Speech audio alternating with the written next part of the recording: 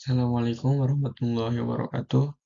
Kenalkan, nama saya Muhammad Naufal Musyafa dari kelas TI 4608 dengan NIM 12012233378.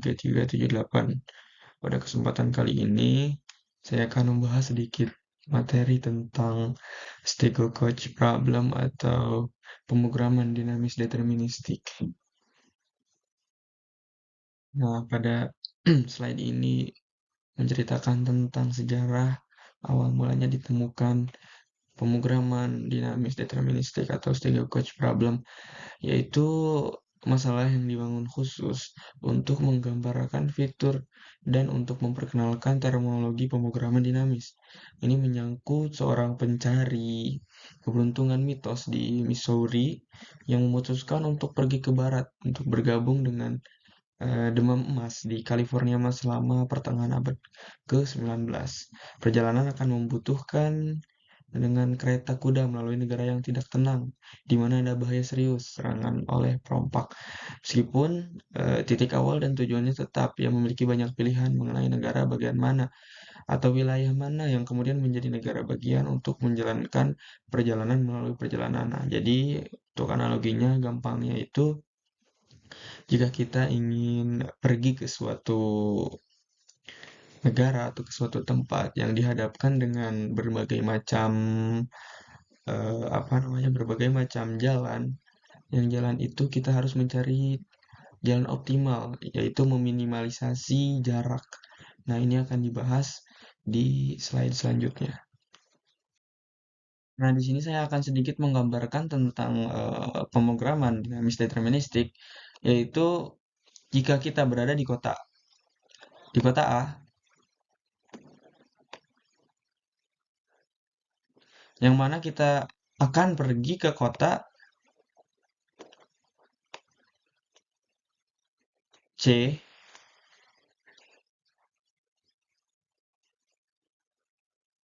D,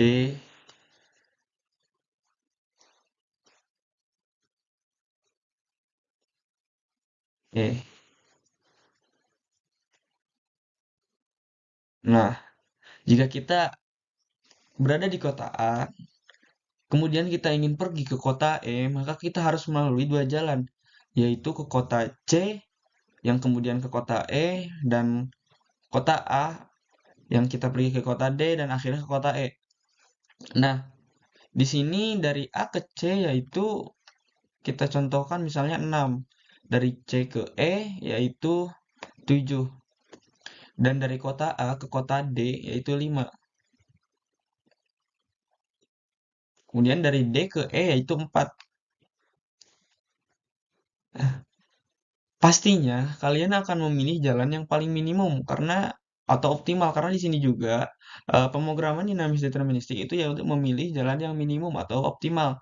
Maka pastinya kita akan memilih dari ke kota A ke kota D, dari D ke E, ke tujuan akhir. Nah, mungkin itu sedikit gambaran yang saya berikan agar kita lebih memahami apa sih pemrograman dinamis deterministik. Nah, oke, pada slide ini kita ditunjukkan gambar tersebut. Ya, misalnya kita berada di kota A, yang mana kita akan menempuh ke kota J. Maka sebelum itu kalian perlu ketahui definisi permasalahannya.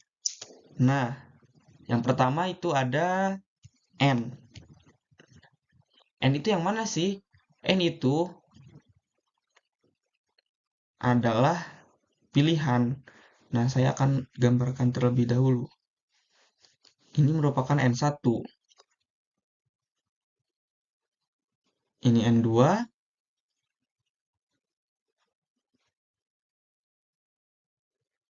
Ini N3.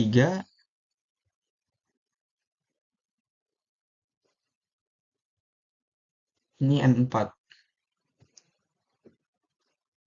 Nah, N itu adalah daerah simpul atau pilihan yang akan kita pilih. Jadi untuk mengerjakan sebuah pemrograman dinamis deterministik, kita mengerjakannya dari N4, kemudian ke N3, ke N2, dan ke N1. Maka kita akan mengelompokkan daerah simpul tersebut menggunakan N. Nah, jadi misalnya eh, kita milih N3. Maka ya daerah simpulnya itu ya udah N3. Kemudian yang kedua itu ada status kondisi atau kota yang ada pada tahap N. Nah, misalnya tadi kan kita memilih N3 nih. Kemudian kota yang ada pada tahap N itu adalah yang mana? Yaitu yang kota E, F, dan G. Contoh lain, misalnya kita pilih N2. Maka kota yang ada pada N2 adalah B, C, dan D. Oke, itu untuk penjelasan dari SN. Kemudian itu yang ketiga ada yang namanya XN atau kota yang harus ditempuh.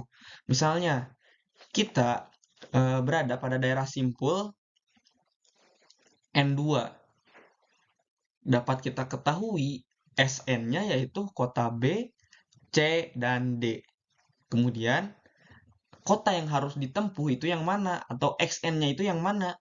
XN-nya itu yaitu E, F, dan G. Contoh lain, misalnya kita berada di daerah simpul N3, maka SN-nya yaitu E, F, dan G. Nah, kota yang harus ditempuh dari N3 itu yaitu H dan I. Nah, itu untuk XN. Lanjut ke fungsi kontribusi atau CN atau cos N. Nah, misalnya kita memilih daerah simpul atau N-nya yaitu N2. Maka cosnya itu yang mana? Cosnya itu yaitu yang 7, 4, 6, 3, 2, 4, 4, 1, 5.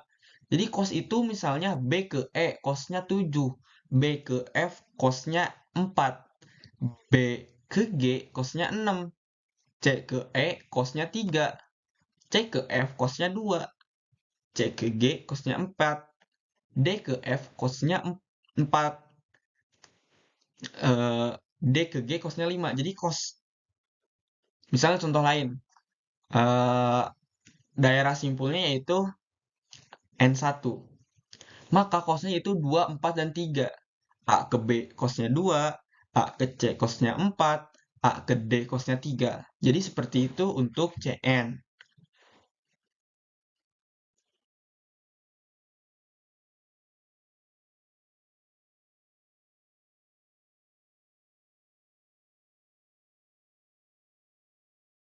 Oke, untuk slide ini untuk mencari permasalahannya, memecahkan masalahnya. Jadi untuk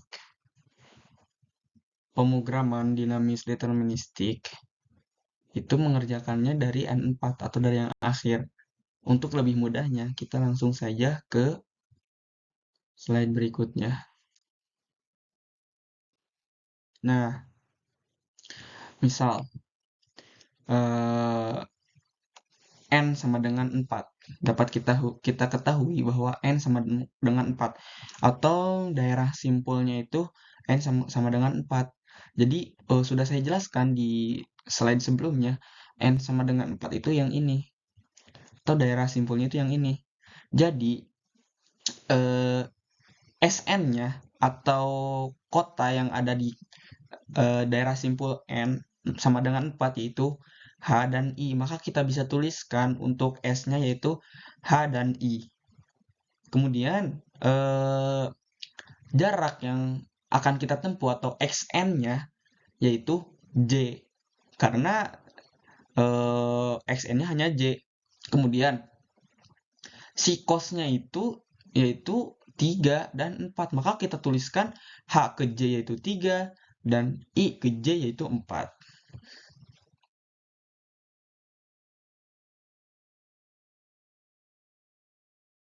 Nah, kita lanjut ke N sama dengan 3 atau daerah simpul 3. Nah, untuk daerah simpul 3 telah saya jelaskan di slide sebelumnya, yaitu berada pada posisi ini. Nah, ini adalah N3 dan ini adalah N4.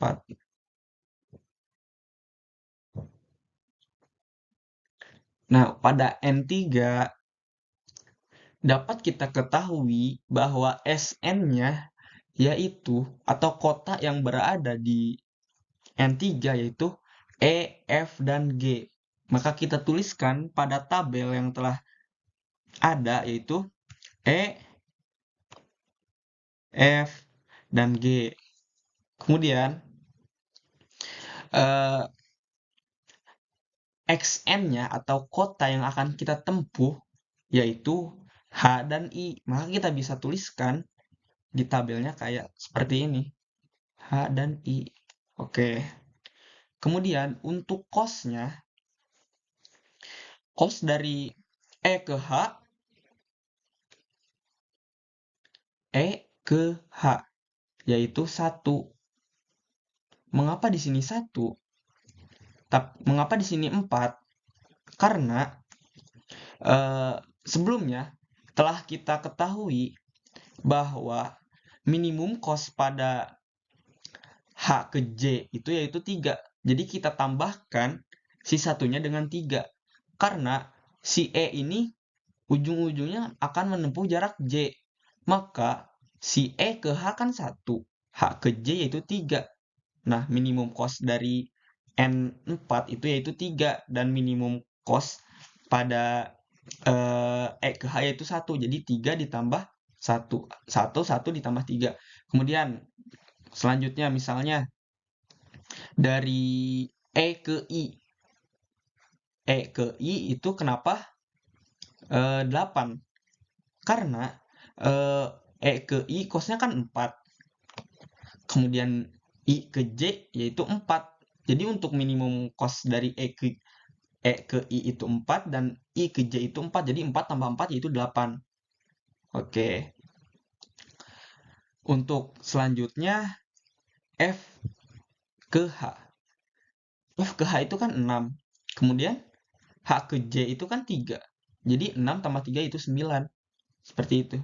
Dan seterusnya. Kemudian di sini itu ada F3 bintang S.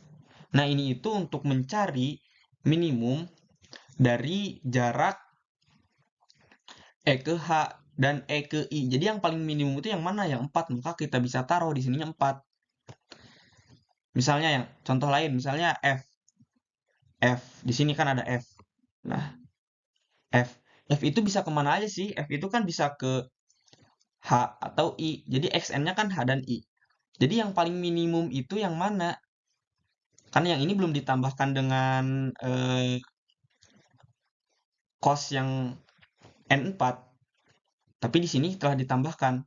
Jadi yang paling minimum itu yang 7. Kenapa yang 7? 7 itu yang mana sih? 7 itu dari F ke I dengan ditambahkan I ke J. Seperti itu. Kemudian yang G. Yang G. G itu bisa ke H dan ke I. Yaitu kosnya yaitu yang paling minimum yaitu 6. Kenapa di sininya 6? Di sini 7. Tapi di sininya si G itu 3 dan 3. Karena belum ditambahkan dengan minimum cost yang berada di N4. Seperti itu.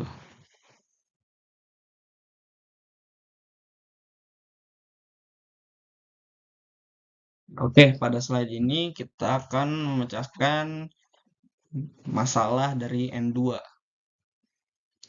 N2 di sini. Ini N2. Kemudian ini N3. Ini N4. Nah, biar kita memudahkan, maka saya tulis semua.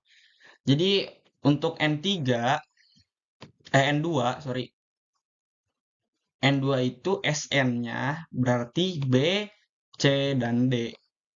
Kemudian untuk jarak yang ditempuh dari N2 yaitu E, F, dan G. Ini untuk Sn dan ini untuk Xn atau kota yang akan ditempuh.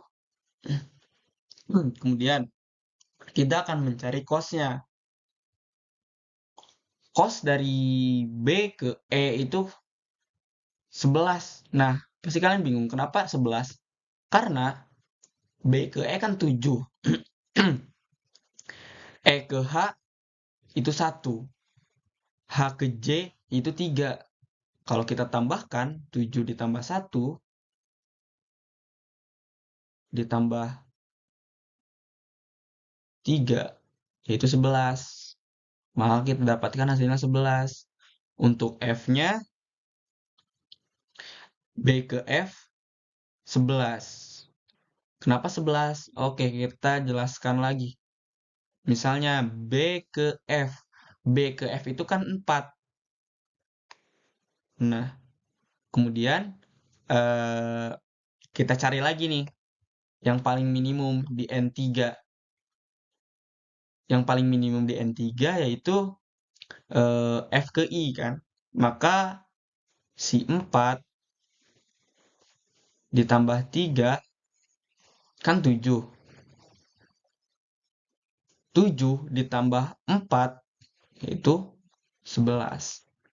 Jadi ini saling berkesinambungan gitu. Dan begitu seterusnya untuk mencari cost-nya. Jadi ditambah-tambahkan dengan minimum cost pada daerah simpul yang sebelumnya. Dan di sini sama kayak slide berikut, kayak slide sebelumnya. Ini itu kita mencari cost yang paling minimum berada di mana. Nah, itu cost yang paling minimum kan ada di 11 sama 11. Nah, maka kita tuliskan si si kotanya di sini. E dan F. E atau F. Misalnya di C. Ini di C. Di C itu yang paling minimum kan ada di 7. 7 kan? Nah, maka kita tuliskan yang minimum di sini 7. Dan kotanya yaitu E. Kenapa E? Karena 7 ini berada di posisi mana sih? 7 ini kan berada di posisi F. 7 ini kan berada di posisi E. Jadi maka kita tuliskan E. Kalau misalnya sama ya udah kita tulis sama dulu aja. Seperti itu. Nah, untuk N1 sama saja penjelasannya seperti yang sebelumnya. Kemudian kita tambahkan dengan N2, tambahkan dengan N3 dan seterusnya. Jadi si minimum cost yang telah kita peroleh di N4, N3, N2 kita tambahkan dengan minimum cost yang ada di N1. Seperti itu. Nah, setelah kita menyelesaikan berbagai macam masalah dari berbagai simpul atau dari berbagai N, kemudian kita pilih rute optimalnya. Jadi rute optimalnya itu yang pertama ini ada A ke C, C ke E ke H ke J. Jadi A ke C. Jadi ini kan A ke C, kemudian dari C ke E. Ini kan C ke E, dari E ke H. Ini E nih, E ke H, dari H ke J. Seperti itu. Jadi dilihat dari cost-nya. Kemudian yang kedua ada rute solusi optimalnya dari A ke D. Ini di sini ada D ya, tapi nggak kelihatan, mohon maaf. Jadi C or D di sini. Berarti dari A ke D, kemudian dari D ke E. Nih, dari D ke E, dari E ke H nih. E ke H juga, dari H ke J. Kemudian pada slide berikutnya kita bisa lihat misalnya dari A ke C ke E ke H, H ke J. Kemudian bisa dari A ke D ke E ke H, H ke J. Kemudian dari A ke D ke F ke I ke J. Mungkin sekian penjelasan dari saya. Kurang lebihnya mohon maaf. Assalamualaikum warahmatullahi wabarakatuh.